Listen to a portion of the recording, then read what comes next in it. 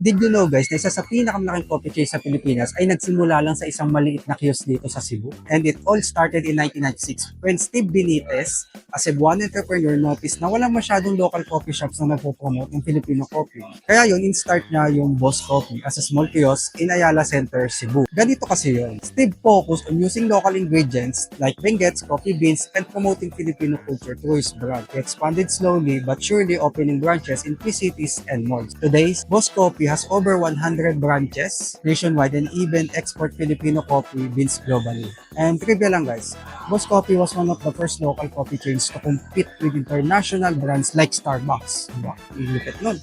So ano nga ba yung mga entrepreneurial lessons na pwede natin matutunan sa Boss Coffee? So number one, passion for local products. Steve's love for Filipino coffee helped him create a unique brand. Pangalawa, consistency and patience. He didn't rush expansion. He focused on qualities first, cultural pride, using local ingredients, and design made his brand stand out. So yun guys, kung mahilig din guys sa mga coffee, shake, or ano, baka ito na yung time nyo na para mag-create ng business dito.